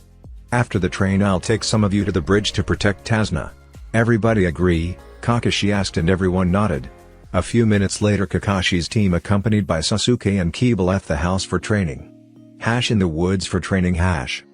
Okay, now we will train chakra control, Kakashi said. Chakra control? Sakura asked. Yes, we all know how to call upon chakra, however you don't know how to properly use and manage it. By doing this exercise you will be able to last longer in fights and learn new jutsu faster, Kakashi explained, and Naruto wondered what type of exercise it would be. Now I'll be climbing trees, Kakashi said, and Naruto's sweat dropped. Kakashi, Nissan, don't tell me you brought your team into an A-rank mission without even teaching them proper chakra control, Naruto asked, and Kakashi actually felt ashamed of not teaching more personal skills. Don't sweat it, Dobi, we already know how to climb trees, Sasuke said, and Sakura agreed. Naruto just shook his head, knowing that Sasuke didn't understand the point of the exercise. Actually, I focused more on teamwork exercises. You know how Sasuke and Kiba act. They are both brash and tend to jump into situations without thinking, Kakashi said, and both Sasuke and Kiba scowled. Wait, you called Kakashi Sensei Nissan? I thought you had no one. Sasuke asked. He's not actually my brother by blood, but we are both orphans and we both look at the same person as our father, Naruto explained, and Hinata raised an eyebrow. She knew who Naruto's father was, which means that Kakashi must have been close to the Yondaime. Enough chit-chat. What I want you to do is focus chakra to the bottom of your feet and walk up the trees. When you can walk to the top 2 times in a row we'll move on, Kakashi explained. What do you mean walk up the trees? Sakura asked in all her infinite wisdom. Like this, Naruto said, and started walking towards a tree. When he arrived near one he simply placed a feet in its trunk and started walking up. Everyone in Team 7 minus Kakashi was shocked seeing Naruto walking vertically. Oh Naruto, you already know this chakra exercise very well, Kakashi and Sasuke seethed his teeth. Dobi, how did you do that? I demand you teach me, Sasuke, and Naruto just ignored him. He already knew Sasuke all too well from the academy. Sasuke believed everyone should be grateful that he allowed them to breathe. Didn't you hear your sensei? Naruto asked rhetorically. You need to channel chakra to your feet and run up the tree. Exactly, take these kunai to mark your progress. "Hinata, I assume you already know how to do this," Kakashi asked, and Hinata nodded. Hinata-chan, watch me. I'll get this down in 1 hour, Kiba said, bragging to her. "Kiba, I already told you that I'm with Naruto-kun. If you opened your eyes you would see that there are other girls that may like you," Hinata said, and Kiba frowned. Maybe she was right. "Team, get started. Naruto, Hinata, you are coming with me to the bridge," Kakashi said, and they nodded and started walking to the bridge to protect Tazuna. You never know if Zabuza would try a sneak attack. At the bridge. Everyone in the bridge was peacefully working. It was a bright sunny day and the air itself was rather warm due to the ocean's breeze. Kakashi was reading his traditional orange book and giggling like a crazy person. Naruto just sweat dropped when he saw him pull that book. Hinata was simply leaning in the bridge watching the ocean, and Naruto appeared to be working on something. Kakashi raised an eyebrow and decided to know what he was doing. "Hey Itoto, what are you doing?" Kakashi asked, getting Naruto's attention. The blonde had both hand palms slightly apart from each other and he appeared to channeling Raiten chakra between them. "I'm working on a jutsu I'm creating. If it works it will pack quite a bang," Naruto said, grinning, and Kakashi raised an eyebrow. Naruto reminded him of himself when he was young. After all, he graduated as Jonin when he was 13 years old and had already created his own jutsu. "That's not easy, you know," Kakashi said. "You will never know until I try it," Naruto replied. Naruto decided to take a break and help in the bridge. "Hey Tazuna," Naruto yelled, getting the old man's attention. "I'm tired of doing nothing. Can I help?" Naruto asked. "The more the merrier," Tazuna replied. But before he could continue, Naruto placed his finger in a cross sign and said Kage Bushin no Jutsu, and out came around 100 clones. Kakashi's eyes widened seeing the number of clones the blonde could do. Hinata just shrugged it off as it was a normal scenario when they were training. "Okay Tazuna, tell them what to do," Naruto said, and Tazuna just nodded dumbly. "And Naruto, how can you make so many?" Kakashi asked, still in shock. "One side effect of being a Jinchuriki is that you develop massive chakra reserves," Naruto said, and Kakashi glared at him, pointing to Hinata that was nearby. "Don't worry, she already knows everything about me including my legacy," Naruto explained, and Kakashi sighed. The work on the bridge went extremely well with the help of Naruto's shadow clones. If he continued helping, the bridge should be done in 2 weeks. Later that day. Tazuna's house. The group sat down to eat dinner as a young boy came in and shot a disgusted look at the group of ninja before declaring how they were all stupid to face Gato and were just going to die, which Naruto angrily refused was the case. "What would you know about pain? I bet you have all lived sheltered lives in that ninja village of yours. You don't know what suffering is," the young boy yelled after Naruto had denied what they were doing was futile. "So what? Things are bad, but you know what? I have had it much worse. You still have a mother who loves you and a grandfather, a house to keep you warm and food every night. You don't know what it's like to be hated in your own village for something that is out of your control. You don't know what it's like to be beaten and kicked out of shops and forced to go through the garbage for food. You think your life is bad, fine. But don't just sit around and moan about it, do something about it, fight back, don't be a coward. Kakashi-sensei, I'm going out to clear my head," and with that Naruto stormed out the front door. Hinata got up and quickly followed him. "Kakashi-sensei, Naruto's life couldn't have been that bad, right? He has to be lying to get attention," Sakura asked. "No Sakura, everything he said was true. Naruto was kicked out of the orphanage at age 4 and lived on the streets for months before I found him and took him to the Hokage. The Hokage gave Naruto an apartment, but he had to learn everything for himself, and was constantly being beaten and kicked out of stores. And that is the watered-down version," Kakashi said, shocking the group in the room. Even Hinata, she was expelled from her own clan when she was 8 years old because her father deemed her too weak and unworthy of being the heiress of the clan.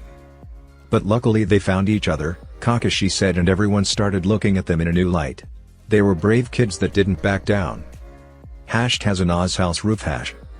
Naruto stormed out of the house and made his way to the roof to gaze upon the dark sky. He needed to forget his previous argument with the spoiled kid. A few moments later, Naruto saw Hinata approaching but said nothing. Hinata made his way towards Naruto and sat beside him, resting her head on his shoulder. Neither of them said anything and continued to look at the stars in a comfortable silence. Until Hinata decided to break the ice. "You really shouldn't blame him, he's just naive," she said, trying to ease Naruto. "It's just. We all suffered. Me being a Jinchuriki, you getting expelled from your family, and even Sasuke getting his whole clan killed by his own brother. Compared to us, he has a good life," Naruto replied. "It's true we suffered, but not everyone has the strength to move on and forget the pain. If it weren't for you I would probably still be the same shy, weak girl I was. You are the one that gave me strength. Look at Sasuke, his pain drove to becoming obsessed by revenge. Hinata said. You are unique Naruto-kun, Hinata continued. People that get to know you pull strength from you. You were my beacon of hope. You just need to be it for this kid too, she said. I'll do my best Hinata-chan, he replied with a small smile, pulling her closer. Now that I think about our lives, you never took me out on a date, she said. Naruto was caught by surprise by this, but she had a point. In a relationship it's usual for couples to go on dates. I never really thought about it, but it wouldn't be a bad idea. We could use the time we have here away from hateful glares of Konoha. How about tomorrow I take to dinner? Naruto replied with smirk. I would love to, she said, giving a kiss on the cheek and dragging him inside as Naruto has calmed down. Next day 7 p.m. The next day after they set up their date went by normally. Everyone trained with Kakashi and Kurenai, however both Naruto and Hinata trained away from them since they were more advanced. Today the charge of watching Tazuna on the bridge fell on Kurenai with Team 7, and to say they bored was an understatement. Sasuke actually seemed ready to go on a killing spree just to pass the time. He wanted to train, but he got stuck with watching Tazuna, a few workers and crap ton of Naruto clones working on the bridge. Sasuke seethed his teeth when he arrived at the bridge and saw the clones Naruto did. That power should belong to him since he needed that to avenge his clan. It doesn't matter, only an Uchiha can defeat an Uchiha, Sasuke thought. Only if he knew. Currently we find Naruto and Hinata getting ready to go on their first date. They asked for permission to Kakashi and Kurenai since they were on a mission. Neither of them had proper clothes other than their shinobi attire. The only difference was that they left their headbands at home, signifying that they were off service, if one could call it that. They walked through town deciding on where to eat. When they arrived at the center of the town both of them were shocked. This town was poor. There was people asking for jobs, kids living on the outside, and even the resources the markets had to sell were scarce and of very poor quality. Gato had pretty much destroyed the small town.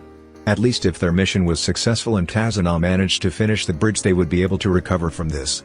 Not how they decided to spend their first date, but they already loved each other. This date wasn't much. They were watching the various shops and restaurants trying to pick a good place when they heard some yelling in the middle of the streets. Quick old man. We already told you that you need to pay up, one of Gato's men said. There were two guys trying to collect payment from a shop owner who was on the ground looking terrified. But I already paid this month, the shop owner replied. Boss said that you sent more merchandise for shipping, so you need to pay more taxes this month, he said. If you can't pay up, we'll take your wife as payment, he concluded, and started physical assault on the man. Naruto and Hinata, seeing this, jumped into action. In a swift motion of punches and a few kicks, Gato's men were running away bruised and bleeding, wondering how the kids managed to do this.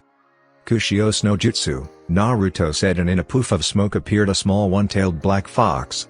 His name was Kyofu, and he was a spy fox that extremely skilled in stealth and information gathering. What you need, Naruto? Kyofu asked. I need you to follow those two men and find where Gato's base is and any other information you can, Naruto explained, and the fox dashed out of sight. Naruto turned to Hinata. Shall we continue? He asked, extending his right arm, which Hinata took and pulled him closer. Finally deciding where to eat, they entered and found the place was welcoming and warm. It wasn't a fancy restaurant, but they didn't care for that. During their lunch they tried to talk, however they already knew everything about each other. It was a rather strange date as most went by in silence, so they simply ate in a comfortable silence. When they left, Naruto decided it was still early, so he decided to drag Hinata to local cinema and watch something. A couple hours later they arrived at Tezuna's house. Their date didn't go that well, but they didn't care. After all, the point of the date was to spend some time together. Since the mission started, it was either training or guarding Tazuna. 1 week later. 1 week had passed and the teams were preparing for the showdown at the bridge. It was a terrifying sight for any civilian to see a shinobi getting ready for a fight. The ground was filled with weaponry, kunais, shuriken, senbon, flash tags, explosive tags, ninja wire, giant shuriken, and even Naruto's sword was out of his storage seal. He decided to carry it in his back since he could need it at any time. Everyone ready? Kakashi asked, and everyone nodded. The fox Naruto had sent to gather information and spy on Gato paid off. The fox found out that Zabuza would attack today since Haku was already healed from her shoulder wound, as was Zabuza from chakra exhaustion. Since Gato plans to betray Zabuza when the fight is over, he may well send someone here. If he does send, they probably won't be shinobi, Kakashi said and brought his hand to his chin and started pondering who to stay back, keeping in mind that he would face Zabuza and Haku. How about we leave Sakura, Hinata and Kiba here, since they have good taijutsu and they can easily take out any thugs, Goto sense. The rest will go to the bridge. I can engage on Haku with Sasuke if necessary. Kakashi-sensei and Kurenai-sensei can take Zabuza while Shino provides overall support and protects the client, Naruto suggested.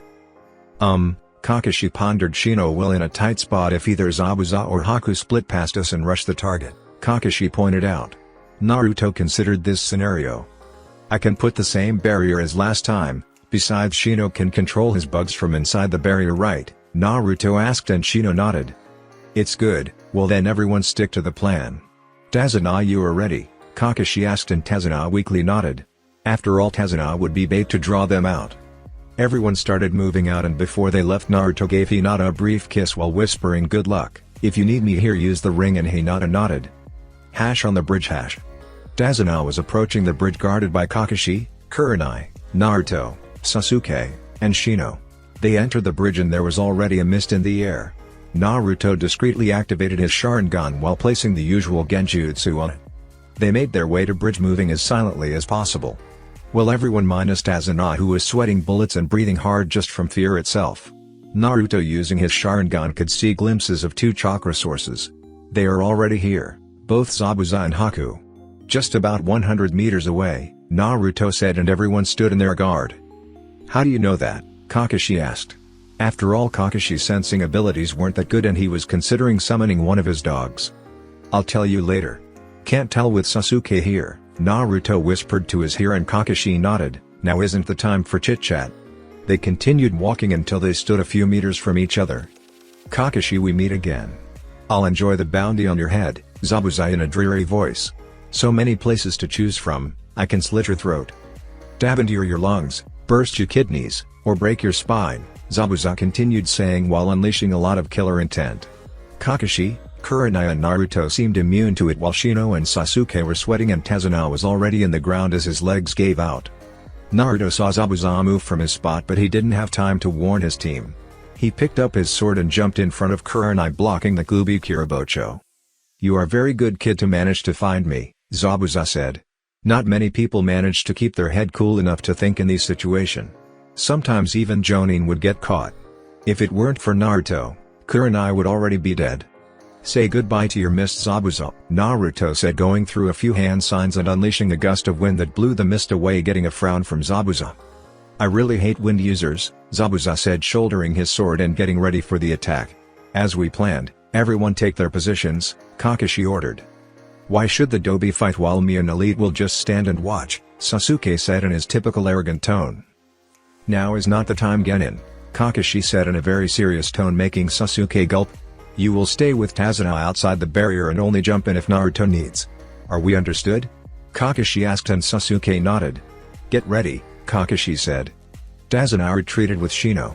Naruto made 4 shadow clones that formed a square around them and said Ninpa, Shishi engine, and erupted a purple barrier with Tazuna and Shino inside and Sasuke on the outside. Kakashi and Kurenai got closer, preparing to fight Zabuza, and Naruto with his sword on hand prepared to face Haku. Zabuza set a few water clones that surround Kakashi, Kurenai, and Naruto. Naruto turned to Kakashi and he gave him a nod.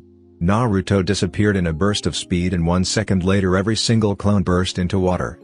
Looks like you found your rival in speed, wouldn't you say, Haku? Zabuza asked. It looks like that, Haku replied and dashed towards Naruto. Naruto, seeing the script in, sword tighter and started running towards Haku. They met roughly at halfway and started exchange a few blows. Neither of them gaining advantage. Naruto would easily block every single attack, however he didn't manage to land anything either. They found themselves in a standstill. Naruto was blocking Haku's kunai with his sword. Haku, seeing he had one hand occupied, started going through single-handed hand seals and once finished said Senshutsu Suishu, and immediately 1,000 water needles formed from the clone's water and started raining on Naruto. Naruto, seeing this, knew he hadn't many options to avoid it and decided to test his new eyes and the power he learned to use. He shifted his eyes into the Mangekyo and said Kamue. Naruto made his body intangible and everyone watched in awe as well as fear as every single needle passed give through Naruto's body, exiting in the opposite side. It's not possible, Haku said. You aren't a Bunshine, I can feel your chakra and your sword is pressing against my kunai, she explained. Well, that's one of my most powerful jutsus, Naruto said, smirking. He used this moment of distraction and gave a powerful kick to Haku's chest that sent her flying and crashing into the ground near Zabuza. Zabuza was still wondering how the kid managed to do that and also beat Haku in speed. You are really good for a genin, Zabuza said. Kakashi laughed and said, smirking, Zabuza, what if I told you that Naruto here is actually the dead last? Zabuza's eye widened. The brat couldn't possibly be the dead last. That or Konohas has been seriously training their genin. Zabuza, before we begin our real fight, I have a proposition for you, Naruto said, and Zabuza raised an eyebrow. What do you want? Zabuza said, wondering what the kid meant. I heard that Gato plans to betray you once you get the job done. He plans to kill you and Haku once you kill Kazuna so he doesn't have to pay you. So how about we join forces and kill Gato? And in return you can come back with us to the leaf, Naruto explained, and everyone raised an eyebrow. Naruto, you just can't offer asylum to a missing nin like that, Kakashi said. Kid, you are crazy. What makes you think I would join the leaf? Zabuza asked. I bet you are tired of all the running and having to keep looking for missions just to live. And I know the old man well enough. Both of you can be great assets to the village. Zabuza is one of the 7 swordsmen. Haku has the ice release, Naruto said, and silently Zabuza agreed. Both of them were tired of the constant running and they wanted a place to settle down. How do you know about my bloodline? Haku asked. She didn't reveal it last time they faced each other.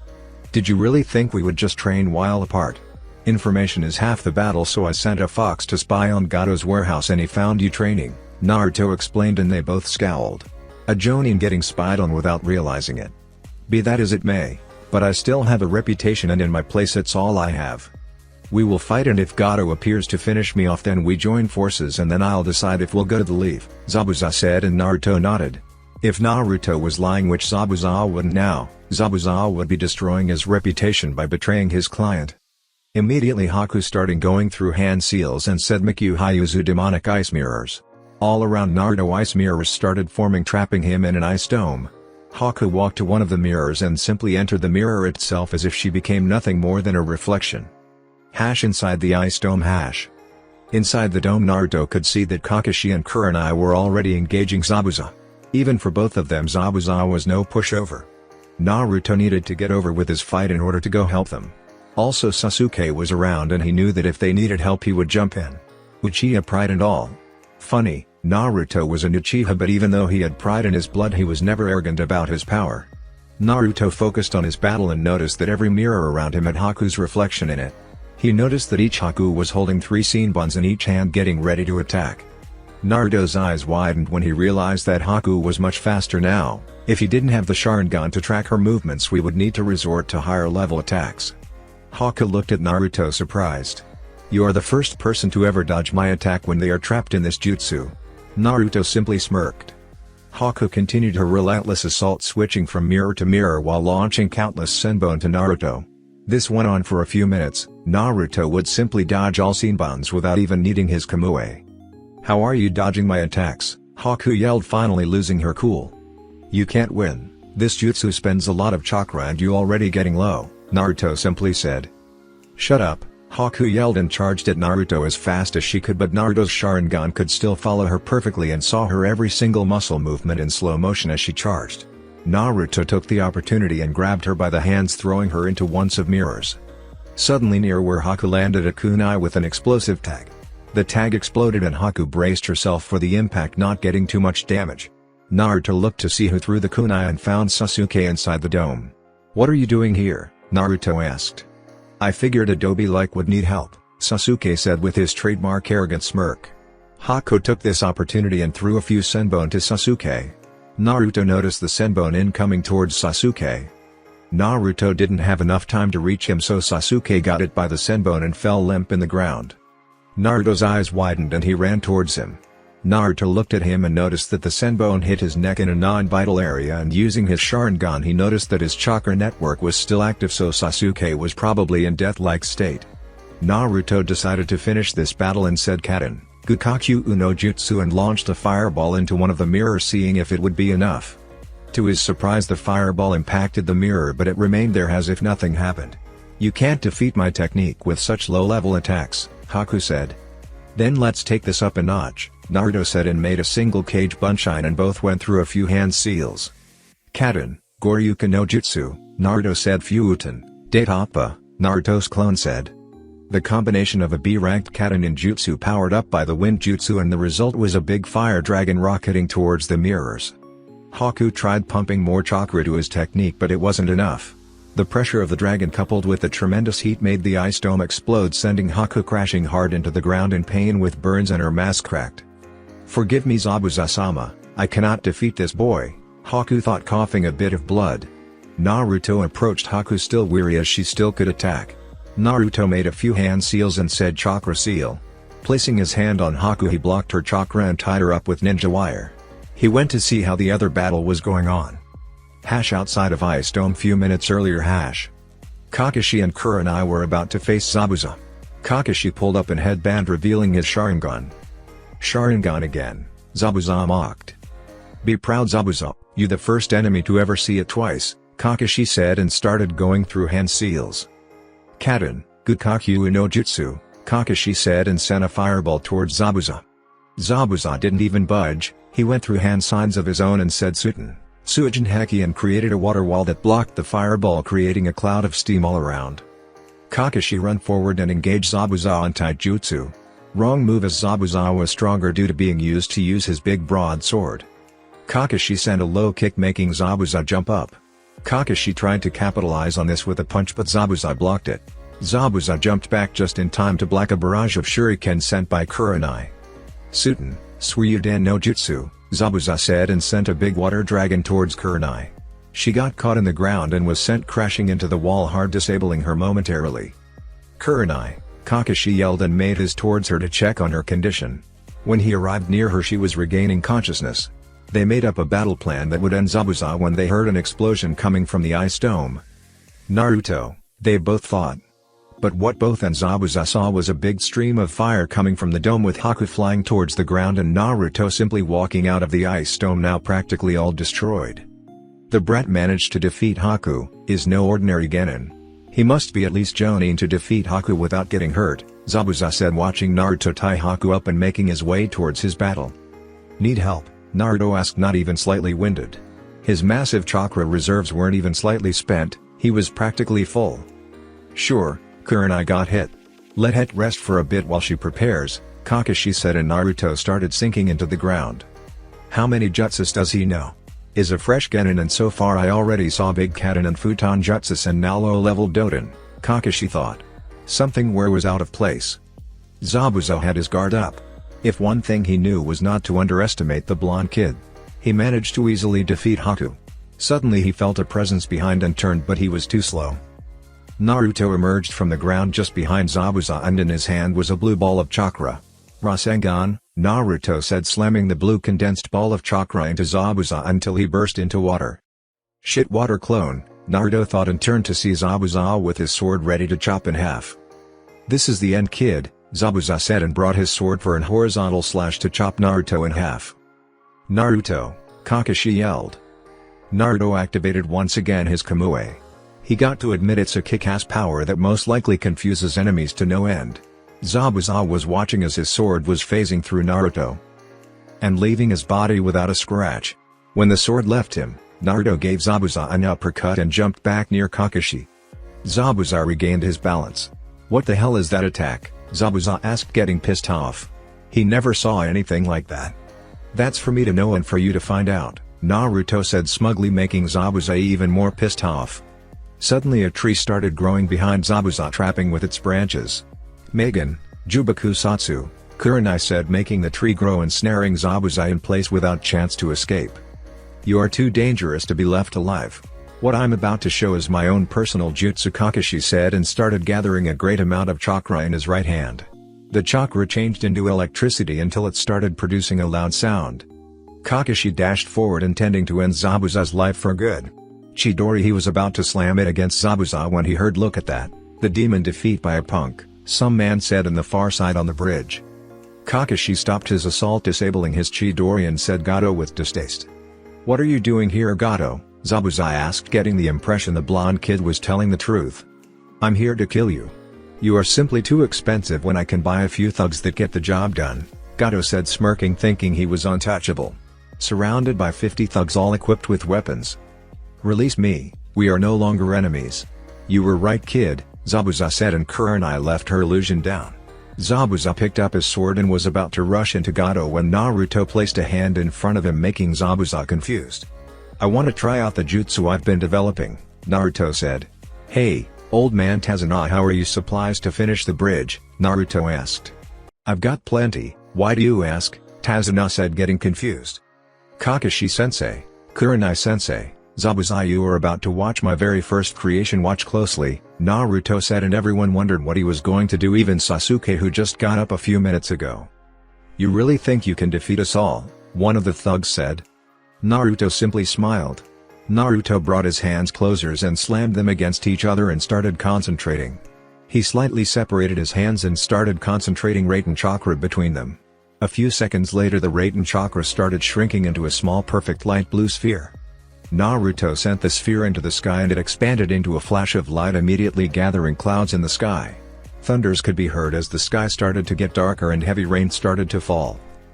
As the thunder intensified, everyone watched in wonder how the kid managed to make it rain without much difficulty. "Is this how you are going to kill us?" "Rain," Gato said. Everyone thought that what he was doing failed, but Naruto simply smirked.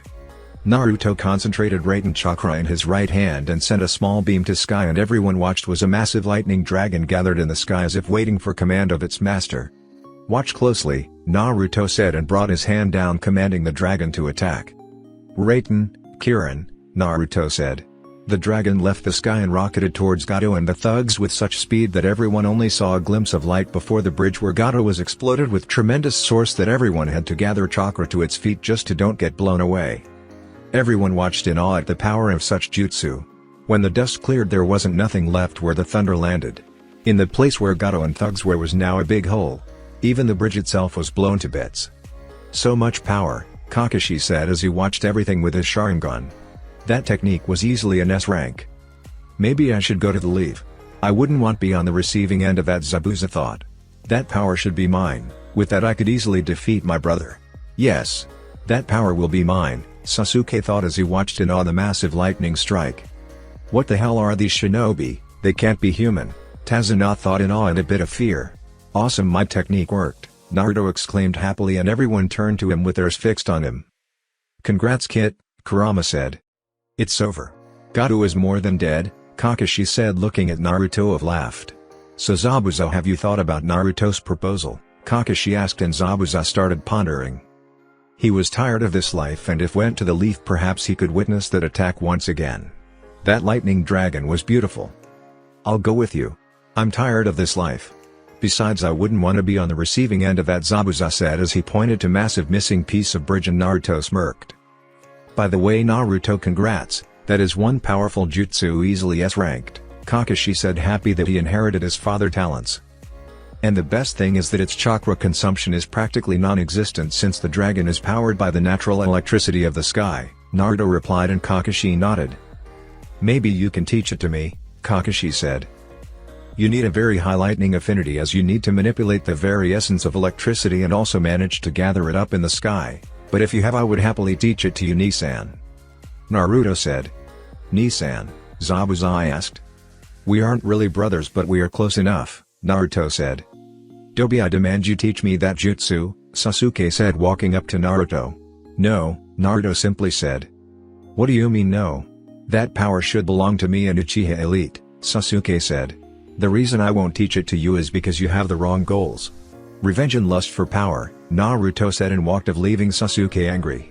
"The council will heard about this," Sasuke thought. "Okay everyone, let's head home. Tazuna, you can work peacefully now that Gato is dead. We will probably be a few more days since Naruto decided to blow up the bridge," Kakashi said, glaring at him. Naruto simply scratched the back of his head. Few days later. Everyone was at Tazuna's place packing to leave. The bridge was complete and the wave was starting to recover from Gato's tyranny. Haku became good friends with Naruto and Hinata since they shared a common background. They were both hated and chased away from what they contained, either it be a demon or bloodline. Haku recovered very well since Naruto summoned a healing fox to help her treatment. Zabuza gave Naruto a few pointers and tips on his sword style. Zabuza was surprised when he found out that Naruto was an Uzumaki, masters in the art of the sword. Kakashi was almost floored when he found out about Naruto. Everyone had arrived at Tezuna's house coming from their battle. They found it was a good idea to leave some backup in the house as two thugs attacked and tried to kidnap Tsunami and Inari. Kakashi called Naruto over and they both went outside of the house into the woods. "So, care to explain how you could see Zabuza and Haku in the mist?" Kakashi said. "I know I can trust Kakashi-sensei. My father never told you this." "Actually, I believe he never told anyone other than my mother," Naruto said and activated his Sharingan. Kakashi's eyes widened when he saw a 3-Tomoe Sharingan fire up in Naruto's eyes. "How can you have the Sharingan? Neither you mother or father were Uchihas," Kakashi said. "Actually, my father was an Uchiha, he just never told anyone." "Did you ever wonder how could he be so fast? It's true he used the Harashin, but a normal person without any bloodline wouldn't be able to react in time at those speeds," Naruto explained, and Kakashi asked why he never pondered that situation. "So how many people know that you are an Uchiha?" Kakashi asked.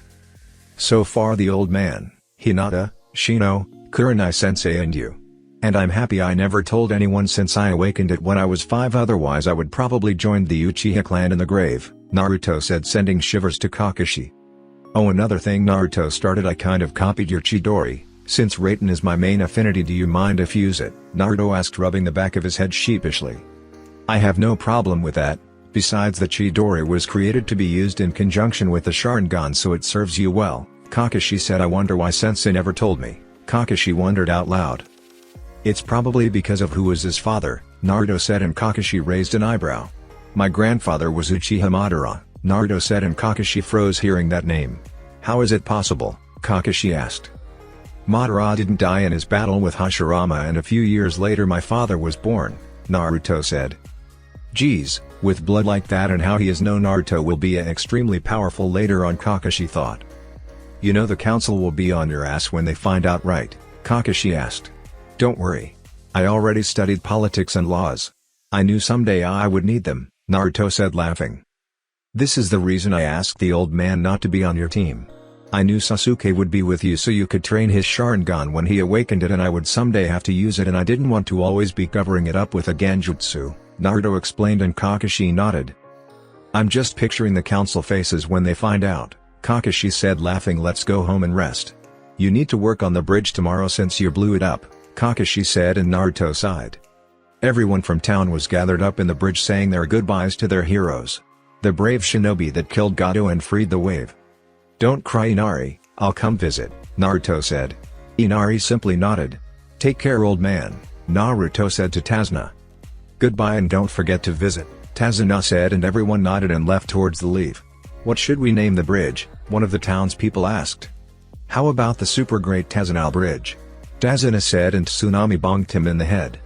"How about the Great Naruto Bridge, since he was the one that killed Gato and convinced Inari to fight for what he wants?" Tsunami replied, and everyone agreed.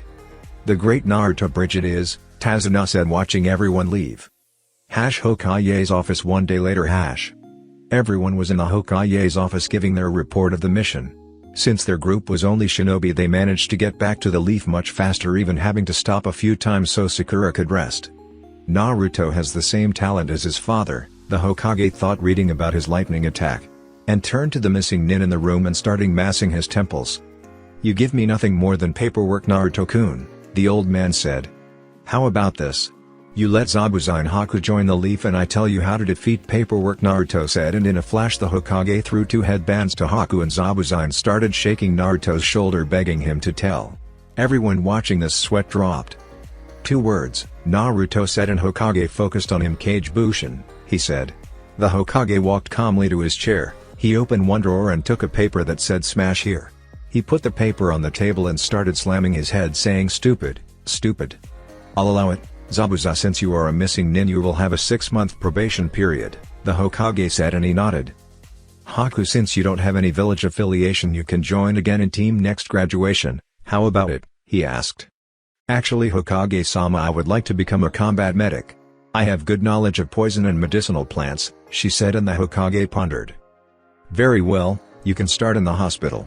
I'll have someone teach you the basics, but you still need to be on a Genin team and advance to at least Chunin until you can dedicate full time," the Hokage explained, and she nodded. Everyone dismissed, the Hokage said, and create 3 shadow clones to do paperwork. Naruto-kun, how about I take you to ramen, the Hokage said, and Naruto started jumping in the air shouting ramen, ramen. This village is crazy, Zabuza said, and Haku nodded. That's it for this video. I hope you all enjoyed the video. Don't forget to like the video, subscribe to the channel, and follow me on my other social media accounts. Anime God here, and I'm signing off.